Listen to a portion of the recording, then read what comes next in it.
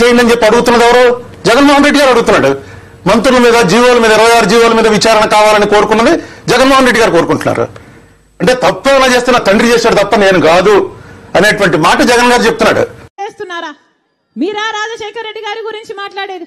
ఇదే జగన్మోహన్ రెడ్డి గారు చెప్తున్నారే Congress party CBI charge sheet లో రాజశేఖర రెడ్డి గారిని చేర్చింది అని. ఇంతమంది ముందు చెప్తున్నా, ఈరోజు సిబిఐ రాజశేఖర రెడ్డి గారి పేరును సిబిఐ కాంగ్రెస్ తో చేర్చలేదు.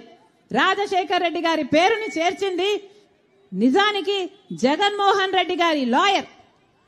జగన్మోహన్ రెడ్డి గారి లాయరే రాజశేఖర రెడ్డి గారి పేరు నిజానికి సిబిఐలో లేకపోతే జగన్మోహన్ రెడ్డి గారు ఈ కేసులో నుంచి బయటపడడం చాలా కష్టము అని తెలిసి, రాజశేఖర రెడ్డి గారి పేరు ఉండకపోతే జగన్మోహన్ రెడ్డి గారు ఈ కేసులలో నుంచి ఎప్పుడు బయటపడ్డు అని రాజశేఖర రెడ్డి గారిని పేరును స్వయంగా జగన్మోహన్ రెడ్డి గారి లాయరే, సుధాకర్ రెడ్డి అనే లాయరే రాజశేఖర రెడ్డి గారిని చేర్చమని హైకోర్టులో, సుప్రీంకోర్టులో పిటిషన్ వేసి మరీ చేర్పించారు. దానికి ప్రతిఫలంగా ఈరోజు అదే సుధాకర్ రెడ్డికి జగన్మోహన్ రెడ్డి గారు అడిషనల్ అడ్వకేట్ జనరల్ పదవి కూడా ఇచ్చాడు. ఇది వాస్తవం కాదా? ఇది వాస్తవం కాదా?